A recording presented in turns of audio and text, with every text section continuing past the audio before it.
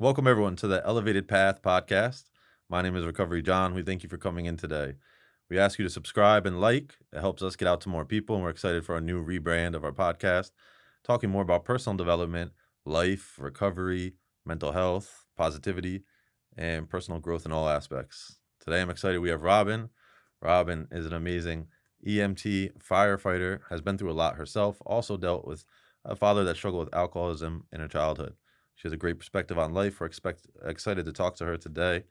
And Robin, I'm really been looking forward to this one to start off this new rebranding here. Welcome in. Thanks for having me. You're welcome. Thank you for coming. I wanted to start with asking if you had to describe in one sentence your life's mission, or a couple sentences, what would it be?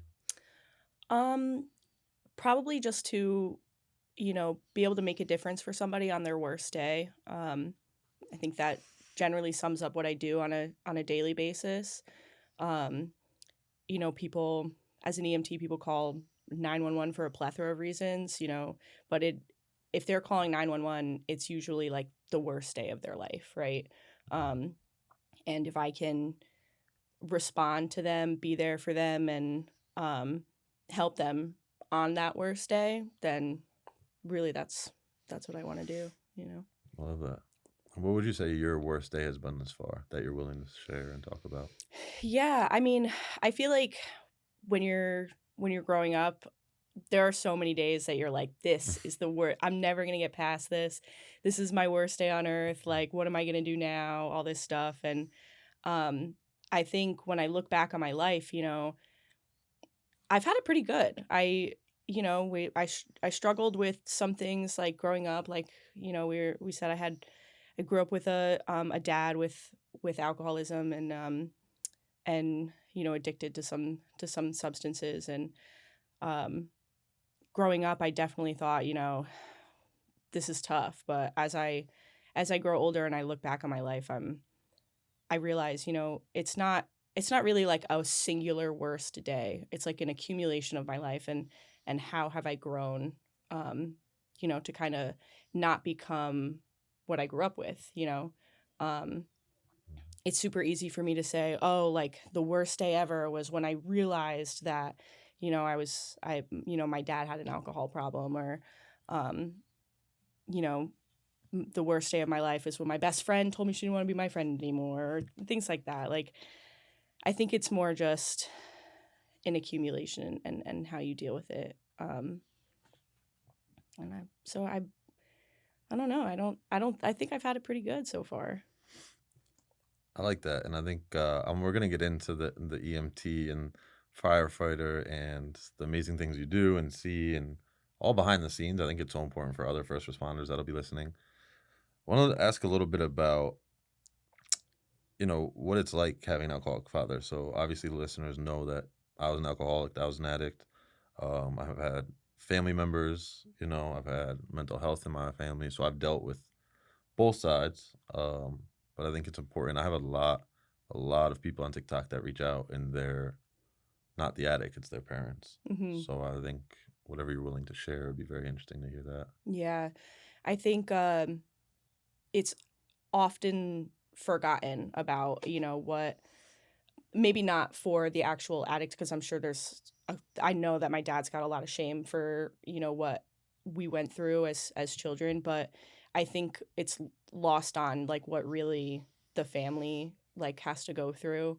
Um I think for me, I was oddly aware of, my dad's issues. Um my mom, she's a wonderful, wonderful human. Talk about just somebody who would give you the shirt off of her back if she needed to. But my parents divorced when I was like 10 or 11. They started to separate. Um, so she was working long hours in the city, to support my younger brother and I. And so she was around as much as she could, but she had to work. She had to support us. So we were home sometimes for 12, 13 hours by ourselves. Mm. Um, and, my dad not being a super reliable person, I had to grow up. way faster than I wanted to.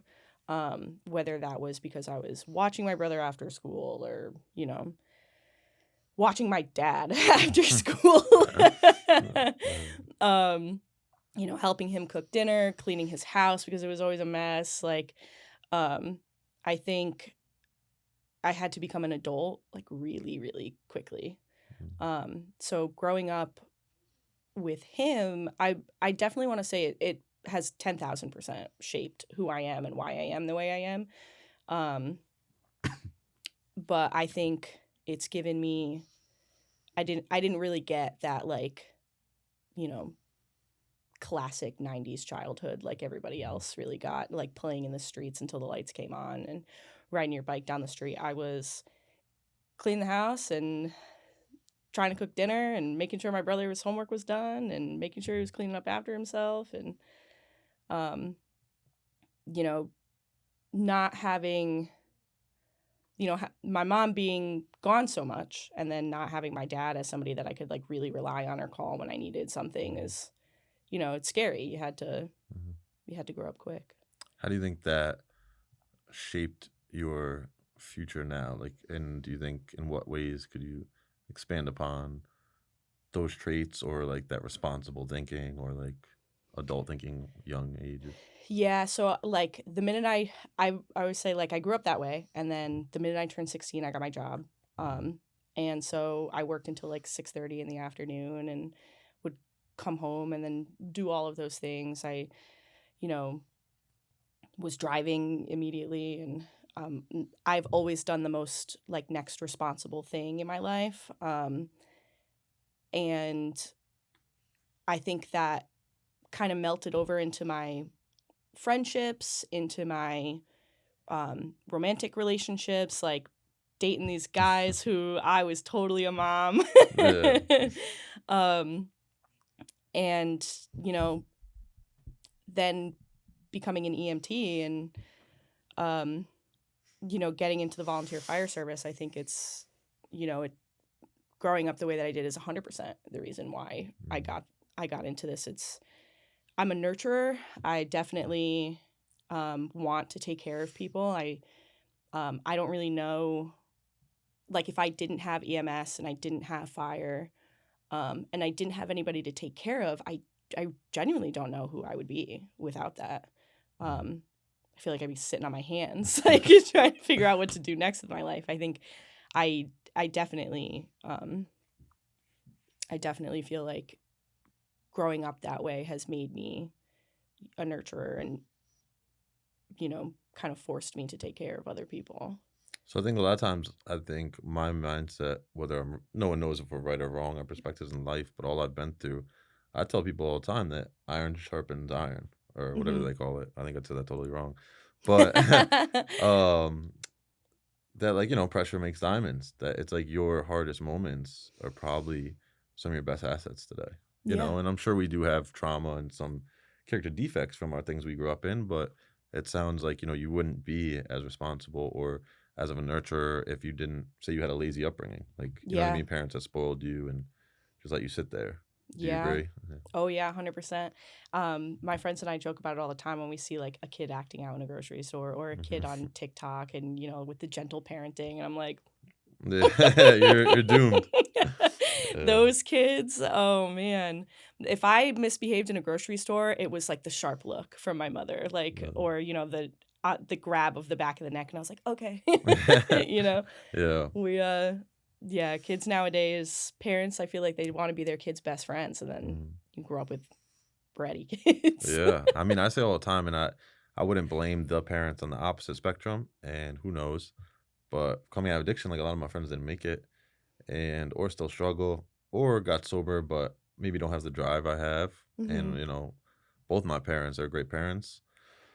They were loving, but they were very like no games. My dad's biggest thing was like nothing great. Even baseball as a kid, nothing great comes easy. Like he knew I had the abilities for things, but he never gave me that like soft way. He always like hard work, respect, morals, work for what you want, and even getting sober that came into play. Like addicts, we get this is a lot. I'm gonna give up, and right away I was like, no, there's something great's coming. That's just gonna be not easy. So I can see how that's now transpired into your future, and it's become a positive, really. Yeah, well, I think you have to go through certain things to Mm, become, you know, what your life has intended for you. mm, Whether, you want to think about it from a religious background and say, well, God had a plan for me. And I had to go through this to get where I am today so that I had this unique perspective. Or I, had the tools or I had the ability to do what my life's calling was. And I think for both of us, that's what happened. You had to go through those years of addiction to be able to get to where you are today and to help the amount of people that you've helped and are going to continue to help and make a huge difference. And same with me, I had to go through what I went through as a child to have the grit and the want to help people now. It's absolutely. just it's just the way life worked out for us, and thank God it did, I guess. Exactly. Well, I want to say before we get into the next chapter of EMT Fire, what you do, what would you say to someone that's listening that, whether they're a young girl, guy, no matter what, but they have a parent that's struggling? um, I would say that um, it's tough. Like, what would I have wanted to hear back then? And I think what I would have wanted to hear is it's not fair. Um, you know, you I always, even now, I've always felt bad about, talking about what I went through as a kid because I love my dad so much. Him and I are so close now. And I've always felt like I'm almost like talking shit about him if I like Mhm. tell people what happened to me. Um, because I don't ever want to do that because like he's so close to me and because I love him so much. And I don't want anyone to think differently about him. Especially like now that he doesn't have, these addiction issues. Like, um, but back then, like, I think I really needed to feel validated that, it's not fair and you shouldn't have to grow up that way. And um, it is hard now, but as you get older, it's going to be, it not only is it going to be okay, but it's going to shape who you are, Mm, and it's going to give you a lot of tools. So it sucks at the moment. It sucks right now, but reach out to your people, your friends. You should find. I have like one really good friend who has been mm, through all of my ups and downs of my life, and she has seen me at every stage, and she knows absolutely everything that there is to know about me. Find that one person that's not going to judge you and who you can like really give all of these feelings that you're having to, because mm. that's going to be really important later. Because I think I definitely like hide and harbor, and if there's one person who could pick it out, it's her, Mm, and she'll say nope, tell me what's really wrong. mm. And that's somebody that you're going to need for the rest of your life, so find that person. That's priceless. You're not alone. Having Yeah. the support is, and I think it's amazing. The more I've touched people I've touched, the more I've been through. I had a mentor that used to say, "You're not that important, John," because I felt so like unique. No one else is addict. No one else's brother killed himself. No one else, ruined a baseball career. And you share in a room, and 30 other people are like, "I live the same life, basically." And it's like it makes you feel not alone, and it's someone that Mm-hmm. can understand where you're at. I make you feel safe. So Yeah. it's You need a priceless. village to get through life. Yeah. And whether it's addiction or you know it could be anything. Mhm. Sports, like whatever it is, you need a village. You can't go Yeah. through life by yourself. No, absolutely. Well, so dad's doing better now. Yes. Yes. Kind of. We're all working on it, Yeah, everybody's but working on it. he's It's a doing better. That's what Yeah, matters. it's upward. My dad Yeah. was sober for about 11 years. Wow. That's Um amazing. and he got sober at a super important time of my life. Mm, I was about 14, 15, and he was in a pretty bad motor vehicle accident, where at that time I didn't have a cell phone or anything like that, and um, he got into this horrible accident, and EMTs took him to the hospital and all the things. And my mom didn't know where I was for a few hours. And it wasn't until my aunt just like walked through my front door and she was like so happy to see me, that I was like, what's going on? You know, I didn't know I was just home, but I was supposed to be with my dad. Luckily for me, you know, he was drinking and decided to get in the car by himself. And, you know, I didn't know anything that was going on. I had just come home from school, so I was none the wiser, but he got into the vehicle and drove, and he was in this accident. And, my mom, you know, that was kind of like the end. She was like, if you want to see your kids ever again, you need to get sober. Like, we're not, I'm not playing this game. Like, I didn't know where my daughter was for several hours. Like, I thought something horrible happened to her and you couldn't tell me anything. Like, you know, if you want to see them, you need to get your life worked out. And, you know, I'm obviously super thankful that she did that, because it was like the fire under his ass that he needed. And he stopped drinking. He had some addiction issues with drugs, like really early on in my life. Went to rehab a couple of times, but he was able. I think his like real struggle has always been with alcohol, and he did, you know, go kind of backwards and start drinking again in 2023. And that was really hard for me, I think. You know, when he definitely was hiding it for me. But we were living together at the time, and I was doing the same thing I always do, cleaning the house, cleaning his room, making dinner, all the stuff. And I went to go throw his laundry in the laundry machine, and his lunchbox was in his bedroom. And I was like, oh, like, let me clean this out. Let me wash it so that he has it for work the next day. And I opened it, and there was like a bottle of wine that was empty and nips and all the stuff. And it was like, you know, heat took over my body, and I was like, immediately I felt like I was 12 again. And, you know, that was super hard for me.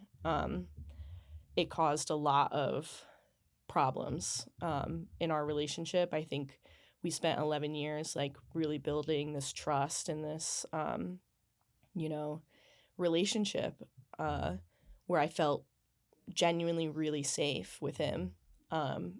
So to have it all kind of like ripped away from me in a millisecond really was really, really hard. He is still drinking, but it's definitely, I don't want to say it's as bad, because I feel like when you have a problem, you should just not mess with it. But I think as an adult, I'm like, you know, I don't live at home anymore. I have my own life. I have my own career. I am a stable adult. And I don't want to say I don't need him as much, because he's my dad. You know, I need my dad. But I don't rely on him the way I did when I was 12. So I'm like, I kind of threw my hands up at that point, and I was like, you know, if this is the life that you want for yourself, then that's something that you're going to have to deal with when it all goes wrong. If it all goes wrong, you know, because I would never pray for his downfall, but, you know, if that's what he's going to do with his life, I can't control him. I spent a lot of my life trying to have control because I didn't have any. So I think I'm a very, I don't want to say I'm a very controlling person, but I'm a very I like to have a plan type of person because of that. Yeah, I think it's important. I know for myself, it's weird being the addict, and now, you know, our friends that still struggle, family members, I've had to learn. I mean, it's shown me through a different lens of what it's like for a family member.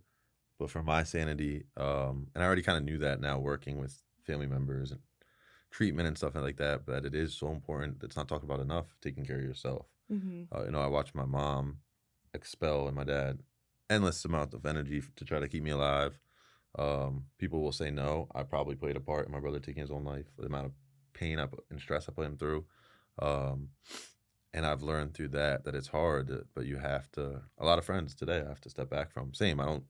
I pray for their come up, not their downfall. But Yeah. it's like that will tear you apart. And anyone that's listening that has a family member struggling, I think it's important to know like there's boundaries. You can't lose yourself in the battle. Yeah, the boundaries are really important, and I absolutely didn't have any. I have always been super involved in my dad's dating life and, just like his health and then genuinely like my dad is my best friend. So, just as you have like so much to do with your best friend's life, like that's how much I had to do with my dad's life. So I think it was really in that moment that I had to be like, all right, like, you are your own person and I can only do so much and you have to step back. You have to take care of yourself. And, you know, that is a super difficult lesson that I had to learn. And I learned I learned it, and I always laugh when I tell this story, but I learned it because I got arrested. Welcome to the club. It's usually when we learn a lesson. Yeah, when you're in handcuffs. Yeah. Took me 7, but I did teach a lesson. Yeah, I mean, my dad's dating life is just I never had to deal with my own dating life because I was just watching him do it, and I was like, "Ooh, I'm not gonna do that." You learn all the lessons from afar. Like, I'm good. I'm gonna stay out of that.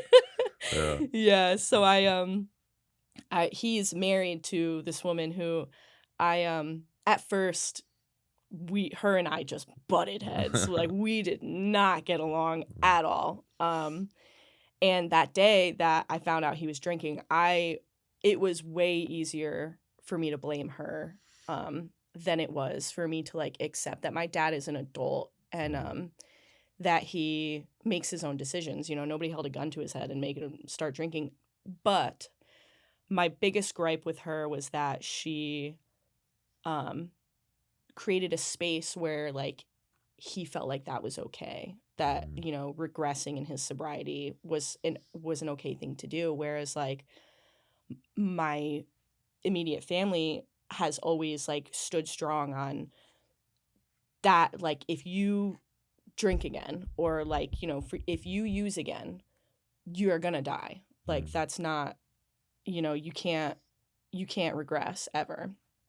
And she created a space where he felt like it was okay for him to drink again, and that was a huge problem between me and her, so much so that I I showed up at her house and physically assaulted her. Nice. And I think it was, standing in front of the judge and her saying, while I understand, your point of view, you can't go around hitting people. That,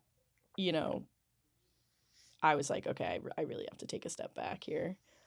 But I think the most important thing to hear as a family member is your loved one has to hit their own rock bottom before they get sober. You can't force them to do it. You can't force them to want better for themselves. You can't guilt them into it. You can't gaslight them into it. They need to do it for themselves, because if they do it for you, their sobriety rides on you. My dad, yes, he did it because my mom said, if you ever want to see your kids again, but he knew he wanted to be a good father. And that's him wanting to be a good father is what made him get sober, not my mom telling him to, Oh, yeah. I always tell people, everyone has a vice. Find a vice in your life, whether it's nicotine, food, sex, gambling, and like imagine someone talking you out of it. It's not gonna work, So yeah. I appreciate you being very candid with that, and I think that part of your life is gonna help a lot of people who's watching this. And now we'll get to a little bit lighter for you. maybe not. The questions are too as deep, but I think it's something I'm interested in. A lot of people are interested in. I've always been interested in first responders, family members that are nurses or any type of first responder, dated people in that field. I don't know, just from my like spiritual wellness, mental health background, I always like look deeper into things. Like, wow, there's a lot more than just like they're clocking in, you know what I mean, and like making a piece, you know, Mm-hmm. of like equipment. Um, Respectfully, we'll start kind of fun. What is one of your craziest stories? You know, everyone wants to ask it. You know, or just one of those moments that stick out to you. I think so. I work EMS in Western Connecticut, in a very rural town. So I think you do this job long enough, you're gonna see some stuff, right? But the things that I see are very different from like, you know, urban areas in Connecticut, in those like big city towns. You know, so I think what I've seen versus what other EMTs and paramedics and firefighters and police officers and everything have seen are definitely different. I always find it funny when, like, you know, a stranger walks up to you and they're like, they find, you know, you get to talking to them, or, you know, you're meeting new people, and they ask what you do for a living, and you're like, oh, I'm, you know, I'm a first responder, I'm an EMT, or I'm a paramedic, whoever. And their first question is always, what's the worst call you've ever been on? Yeah. And I always find that question funny, because it's like asking a complete stranger, like, what's one of the most traumatic events you've ever been through?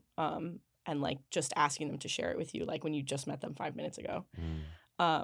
So I don't know about everybody else, but I usually go with like a funny party story, because that usually lightens the mood, rather than like something super gory and traumatic, because nobody really wants to hear, you know, they think they do, but nobody really wants to hear the really fucked up stuff that you go through. So I always tell this story about this woman who I have grown to love, but she is an addict and an alcoholic as well. And it was just a random day. We got dispatched to a residence, and it was for an EDP, which is an emotionally disturbed person. So officers are almost always on scene before, you know, EMS, and we got cleared to go in, and they were saying this woman had just gotten out of prison herself. She had a few DUIs, like nothing crazy. She did like 90 days, but she had a severe drinking issue.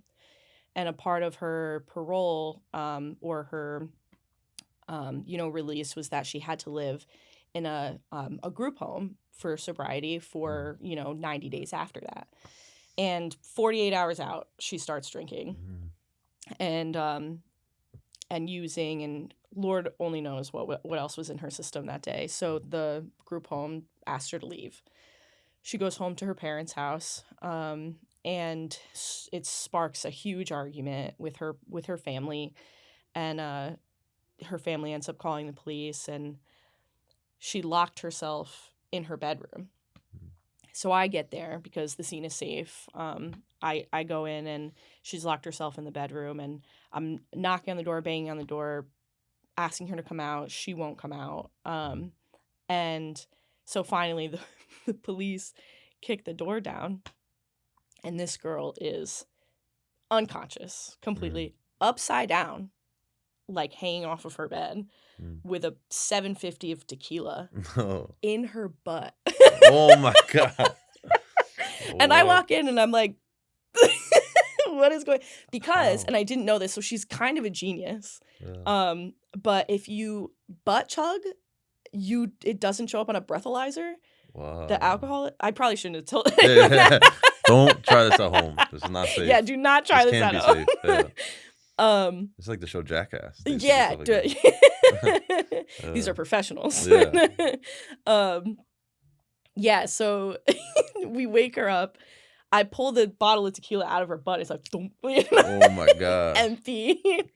And we get her onto the stretcher, and I Narcan her, and wake her back up. And I was like, I took her to the hospital, and I was hoping she was going to be fine and everything. And that I was cracking up. I had to tell the medic, like when he pulled up on scene, I'm like, hey, I have a 38-year-old female. She took copious amounts of alcohol per rectum. And he Yeah. was like, what did you say to me? I was wondering how you wrote the report when you started to say that. Right away, I was like, how do you write a report on that? The Like, worst part was having to we do what's called a patch into the hospital, where you tell the hospital about 5 minutes before you're going to get there what you're bringing in. what's coming? Yeah. And patching the hospital and telling the hospital what I was bringing in, and I said the same sentence, Yeah. and I was like, any questions? And she was like, I have a whole lot, but I'll wait till you get here. A lot of questions for her, not you. Yeah, but I ended up seeing her the That's wild. following day. She got Wow. released from the hospital, went back to home, and exact same situation, fight with her parents, EDP. I show up. She's conscious, and she walks out to the ambulance, and she's obviously drunk. So I asked her, how much alcohol have you had today? And she was like, none. Or I said drank today. That was the key word. Yeah. And she was like, none. And I was like, did you put any in your butt today? Yeah. And she gave me the craziest look. And I was like, don't look at me like that. I was here yesterday. Yeah. I had to pull that thing out yesterday. What are you talking about? We got up close and personal. And she was like, we just went back to the hospital. That's interesting. Yeah. I always say like that's where like people like love that I wrote a book. I'm like, people like you should write a book because I always joke around, like when my career in EMS is finally over, I'm gonna like write not even like a book, but just like a really long Facebook post. Yeah. And it's gonna be bullet points of all the things you shouldn't do to EMS workers. Yeah, literally. That's hysterical. And I hope everyone got something out of this that do not put tequila up your butt. And I think it hits you harder too, I'm pretty sure, right? Anything you put, because it goes right in your bloodstream. You know what? I've never tried it. Yeah. Well, I knew some guys that put other things, substances there, and almost OD'd. So, yeah. Thankfully, I decided I'll stay away from that. The nose was enough for me. Well, speaking on that, I had a question because I think being a bartender, the jobs I've had, dealing with people mainly, and most jobs you deal with people no matter what. I wanted you to tell, if you could yell at the public for 1 or 2 or even 3 things that are really annoying or safety hazards or things that we wouldn't know that like really either interfere with the job or are just annoying, what would be the first thing? Because I think a lot of people obviously are just ignorant in many ways, no matter if you're in a restaurant or calling an EMT or dealing with a nurse. Yeah. You hope people just don't know what they're actually doing. But yeah. What are some things you would be like, please don't do this? Do not try to outrun the ambulance. Just pull over. Wherever you are going is not as important as where I am going. If my lights and sirens are on and I'm going through traffic lights and everything, I'm going to a real emergency. And it's always a Honda Odyssey, too. Is it? That makes sense. That tries to outrun me. I don't know what it is about these minivans. They just will not pull over. Yeah. But also pulling over to the right. Pull over to the right. Stopping in a left turn lane and putting your hazards on helps me none. My ambulance is way bigger. Yeah. It is not going to get through. Because also one of the other things that people always do is like they'll pull over on a blind turn, or they'll pull over adjacent to somebody coming in the other direction who is also pulled over. So then I have to squeeze in the middle of the right lane. Yeah, my F550 with a box on the back, like through 2 cars. I'm like, I'll thread the needle. Yeah. Well, I see it a lot, and I'm like, I'm someone that follows not a lot of laws. Still, I work on it. But like once I see like any kind of siren, it's like just pull over. Like they're trying to save someone's life. You guys are in danger because you're flying to a scene. Yeah. And so many people don't. I'll look around and just be like, this is crazy. Like, yeah, people just don't. And you know what it is, too, is people have their music on so loud. So a lot of times that they don't even hear the sirens. Yeah, it's just have more spatial awareness, I guess. Like just be cognizant of what you're doing. Yeah, that's... Make space. They're trying to save someone's life, probably. What are 3 things that we wouldn't know or that people get wrong about your job? Or 1 or 2 things that come to mind? You do not get to see a doctor in the ER faster if you come by ambulance. That is one of the number 1 things people say to us. They're like, yeah, well, I was going to take myself, but I'll get seen faster, right, if I go by ambulance. And you'll see me and my partner look at each other like we're in the office. We're like, Yeah. No. No. I wish that's how it worked, but it's Yeah. not. Once you get there, they're going by the triage, the most important Yes, person, yeah, most important person. So, sometimes like and people call 911. I always say, people are calling 911 because it's the worst day ever. Sometimes no. Mm, Sometimes they're calling like for like super mundane reasons, but mm, you know, I remember I took an old lady on Christmas this year. I took an old lady to the ER because her cat scratched her. mm, And I remember getting the 911 page or over the intercom and saying, "You know what? She's older. I'm going to give her the benefit of the doubt. Could have been like a severe skin tear or mm, something. It wasn't. It was a cat scratch." Um and just being like, if a kid stubs their toe, they're going to go in front of you. So, just make sure that, when you're calling 911, you're calling for like a true emergency. Because if you're, um, they will triage you, and sometimes you do get stuck in the waiting room. A lot of times you get stuck in the waiting room. mm, Um, Another thing that people get wrong, I'd say that's probably the most irritating one. mm, Um, but a lot of places, I've been talking a lot about EMS, but I also volunteer for a fire department, and I've been doing that for about 7 years. mm, Uh, and I think what a lot of people don't know is that, especially in like rural areas, uh, fire departments a lot of the times are volunteer, and luckily the towns that I have worked in, their volunteers are top notch, wonderful. Like really, they train hard, they work hard, they respond well, and that doesn't always get seen.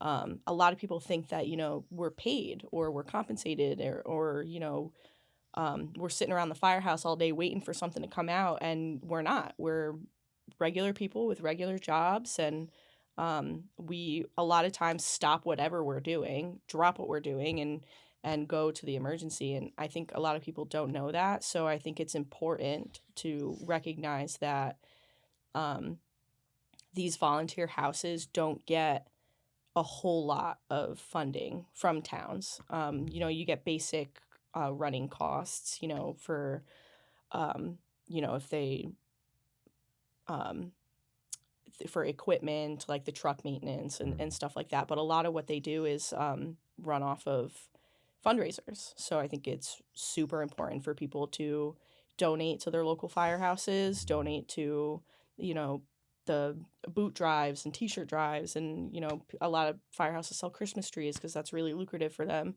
Um, and so supporting volunteer places is like, they that's how they do everything that they're able to do is from that mm. money. So that's super important to note. That's interesting. That's something I didn't know. I Yeah. appreciate that. So donate your money now. What is the most powerful lesson your career has taught you, you think, about life or human nature? I think that you know there's probably two things that I would say. I think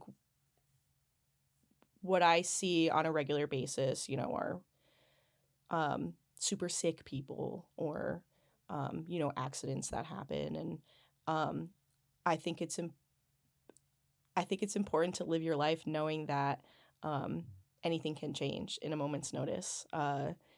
People think that, and me too, up until getting involved, is you know people think if I eat right, if I go to the gym, if I look both ways before I cross the street, I'm gonna be safe, and I'm gonna be okay. And it could be a random morning, and your whole life can change in a split second, whether it happens to you or a loved one.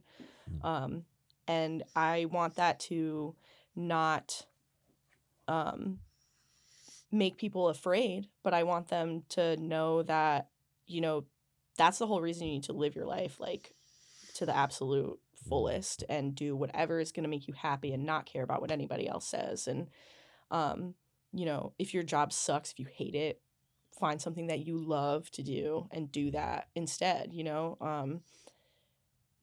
take those vacation days, mm. go on that trip, like do these things that you want to do with your life because it can change in a second. Mm, And it's definitely given me a new outlook mm. for sure. I don't think I went on a single vacation until I started working in EMS, because I was like, work, work, work, work, work, make as much money as I can.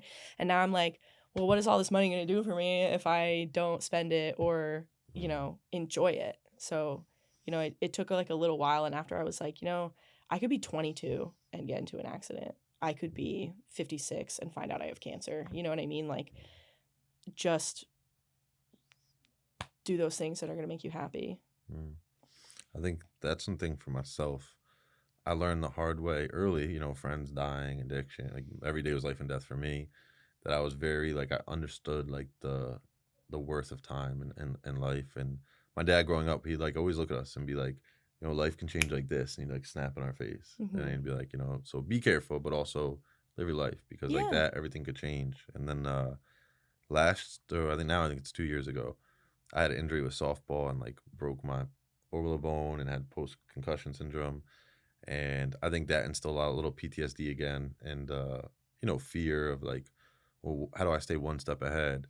And recently, in the last year and a half, through a lot of different things, getting back to myself and just living it up, because like I gotta remember, like, life just happens. You know Yeah. what I mean? And your time is valuable. Live it to the max while being safe. Yeah, of Like, yeah, course. maybe don't live my past life, but from there out, you know what I mean? Life is gonna happen. Our time, no matter what, is short here. So Mm-hmm. to try to, Yeah. I respect that a lot. To try to enjoy it. Um, what is something that you would tell listeners that you've seen that they wouldn't believe, whether it be funny or interesting? I I mean, s- the butt one was up there. Oh, there's another good one. Okay, I'm This is listening. this is Nick's favorite story, and he Okay. loves when I tell this Well, I'm one. scared if it's his favorite, Oh, but yeah, you I'm should be. interested too. So, at one of our nursing homes, we have this man, who is he's a sweet, sweet man. And he has what's called elephantitis of the scrotum. And if you're wondering what that is, it is exactly what you think it is. Well, I'm actually, not to cut you off, but I'm not, because my uncle, he used to Google and send me pictures of that when I was a kid and be like, hope you don't have this. And I'd be like, what are you sending me, bro? But I don't know if you should explain it or not. Yeah, so it's like a severe form of swelling or lymphedema in the Certain scrotum. places. Okay. All right. So he lives in this nursing home, and occasionally when he's using the bathroom, his area will fall into the toilet. Mm. And sometimes it gets stuck in the toilet seat. Oh. So occasionally we gotta go over there and lather him up with like Dawn Like dish lube him up? Oh my God. and baby oil and like slip him back out. And it's always, I'm almost speechless. I'm trying to like wrap my head around that. well, what's funny is that, in all forms of first responders, there's always like a little bit of gentle bullying, a little bit of Mm-hmm. hazing. Yeah. And I think I was maybe 3 or 4 months on the job before this call came in, and my coworkers did not give me any warning Oh. of what I was walking into. So I walked in immediately and went, Yeah. So I don't think I would do good with that. Is like not even the situation alone, just my responses. I would hiding be your like, I facial don't hide my expressions. face well, so I would be like, oh my gosh. Yeah, I honestly, I don't either. We joke around, me and my work wife, what I call her. Mm. Me and her constantly, we're like, your face is loud. And I'll be like, I need someone to follow me around and say it all the time. yeah. Because that's like, I don't know. That's, I mean, I just see into things and I'm just like, you guys should be paid $1 million a year at least. Like, just for the Yeah. different, you don't know what you're walking into every time. Yeah. But because of that, a lot of people call you heroes. I know we had a conversation and you answered some questions previously, and I deal with this sometimes, so I'm very interested on your response. How do you feel when people call you heroes? And this is going to be slightly controversial, because I don't, not everybody has to feel the same way as me, but I find the word, heroes, like local hero, first responders are your heroes, all that stuff. It's sweet. And I know that the general public is like trying to, you know, give us thanks for the things that we do, but I find it a little cringy sometimes. Mhm. I feel like personally the word hero, you know, it it gives this like invincibility aspect to first responders. Mhm. You know, red capes only, you know, kryptonite can hurt them, where, you know, eventually it kind of takes away the humanity from us. I'm just a regular person. I feel things the way others feel them. You know, I'm very normal. I go to the grocery store, I go to the gym, you know, I do everything everybody else does. And I think that, you know, when you apply this word hero to first responders, it almost makes them suppress, like, well, you know, I'm supposed to be able to handle these things. I'm supposed to be able to see the death or the pediatric emergencies or the major traumas and be able to deal with them. And um it like fosters this energy of not being able to ask for help, Mhm. and, you know, seeing vulnerability as weakness. And I think first responders struggle with that a lot. Um, you know, not being able to ask for help, or, you know, a lot of people think, you know, well, if I can't deal with this, I got to find a new job. And Mhm. I've definitely been in that position too. You know, if I can't deal with what I see on a regular basis, like this isn't the job for me. Mhm. Um, and that's not true. Mhm. You know, because it creates addiction issues within my profession. The burnout rate is extremely high. The suicidal rates are insane. Um, Mhm. and it's really important for first responders, you know, to get the help that they need and to be able to ask for it. So unfortunately, I know that the general public is like trying to say thank you. Mhm. But I think that the word hero is dangerous because it gives us a complex. I respect that a lot. I think that's a very deep, intuitive thought because I can relate a lot when it comes to like my platform and a lot of people, social media is so fake, you know what I mean? Hmm. To a sense, it's also very real, but you see someone and you think like, people give me that all the time. You're amazing, you're a hero, you're this or that, and that's cool, but it does take away you know, that I'm just a sober dope fiend crack addict. Like, like I go through stuff and there's times where I feel like imposter syndrome where I should be more. Hmm. Like you said, like I should be able to deal with this, but no, I'm really just John. Yeah. You're not recovery John. Like that's a name on TikTok, so I respect that and I think that's something that you guys I think it's also lost, that, you know, you're 7 years sober, and that is wonderful, and like something to be congratulated for. So thank you. congratulations. Yeah. Um, but you know, struggle, you Mhm. deal with things on a daily basis, and just because you have 7 years of sobriety doesn't mean that you don't work at your sobriety every day. Mhm. And I think that's a something that is misconstrued, is that people are like, John's sober, he's fixed, Cured. cured, Yeah, I he's not joke an that all the addict time. I'm like, I'm anymore. cured. Yeah. Yeah. And then my sponsors yell at me. Yeah. Yeah, exactly. You know, you Yeah. work at it every day. Yeah. You know, that's, and I think a lot of people think that just because, you know, you're sober doesn't mean that, you know, you still struggle. Yeah. And where do you feel like speaking of that society or the system may fail our first responders in support? Because I mean, I see that, yeah, like addiction issues and, I know the toll equals problems usually Hmm. or ton of support. Is there ways that we could do better as a community? Yeah, I think there's definitely ways we could do better as a community. I think, you know, there's that like major quote that's like, you know, be the change that you want to see in the world, be able to look in the Mhm. mirror and fix something within yourself if you want to fix it in other people. So I think a big part of that is, you know, first responders looking at each other and saying, you know, do you need help? Because I need help. Mhm. And like we could lean on each other. Luckily, in the department that I work with specifically, you know, it is the like closest family. You know, and I know that if I did have an issue, I could Mhm. go to the people that I work with and say, hey, I'm really struggling with that, and get some help. But I think it's only just recently been recognized that, um, first responders need support. Mhm. And there are, like, So for instance, my father was a Greenwich police officer for years and years and years. And he saw a lot, rural area, rich area, but he saw a lot of things. You, like I said, you work anywhere, you're going to see some stuff, and those things are a huge reason why he had addiction issues. They're a huge reason why he drinks. He's got major PTSD.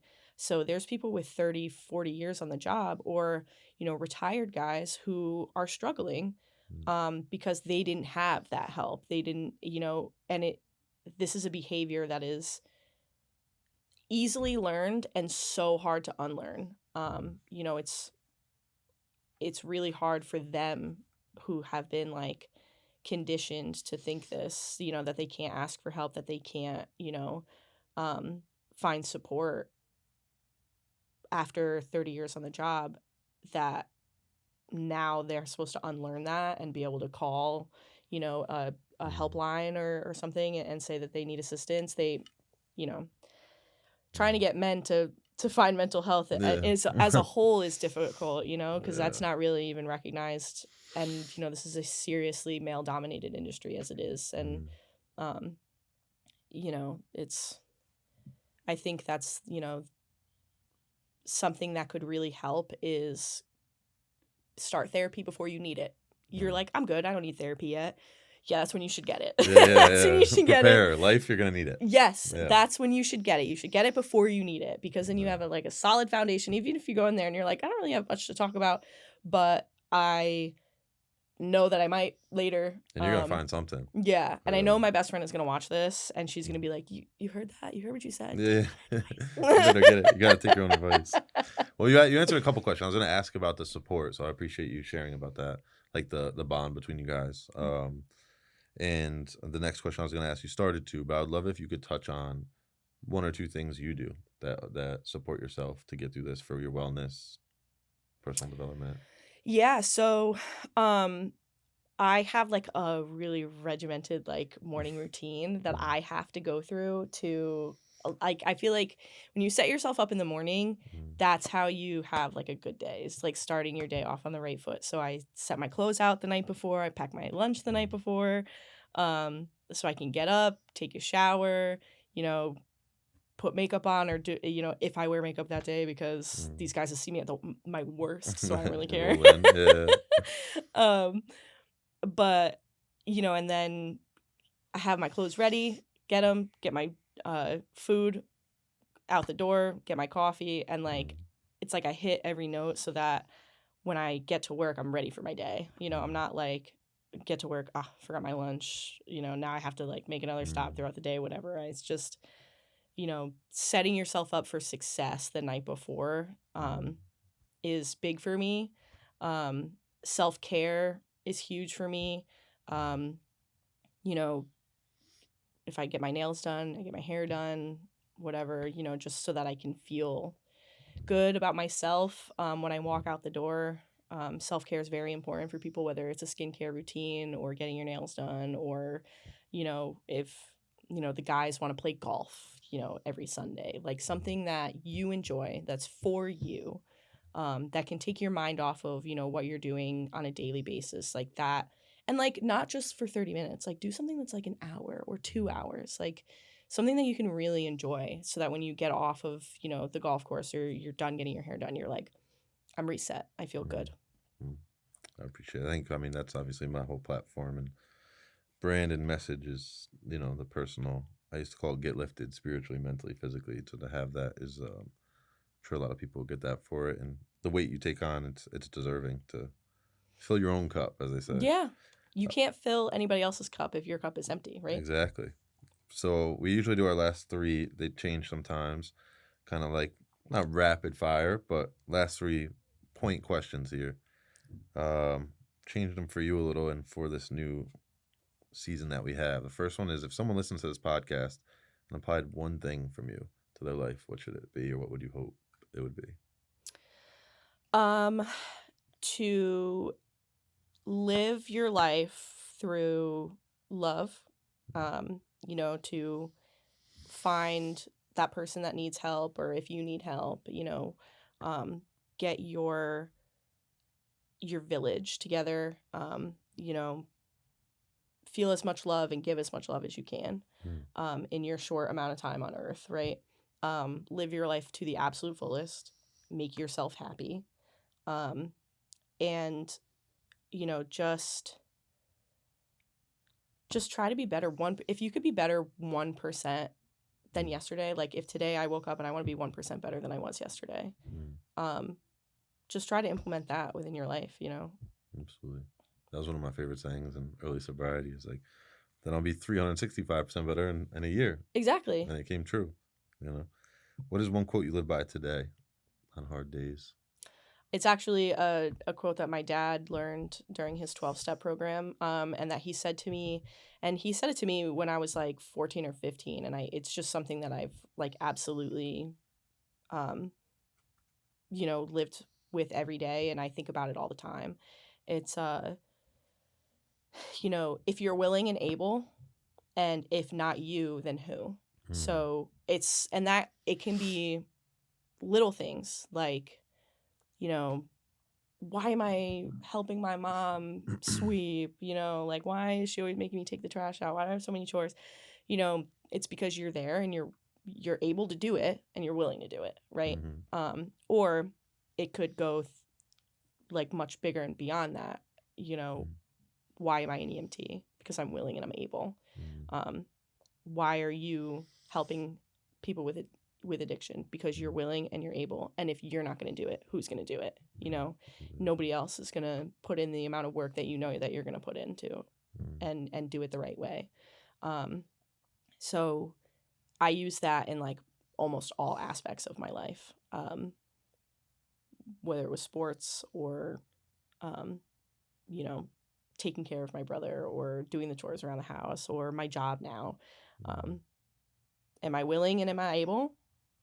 And if it's not going to be me, then who would it be? I love that. Even when it comes to addiction and early sobriety, I teetered on this. God was pushing me. It was in my mind and my gut. And I, you know, you have a lot of fears, like, well, who am I to do it and stuff like that. And I remember thinking of like, just how even like the country came together, or Martin Luther King, or anything in the world. You know what I mean? It's like someone has to. And there was other people doing it, but back when I started this, there was like influencer wasn't a thing, sober content, and I said to myself, well, someone had to like do each thing in the little everything became from an idea, you know. Yeah.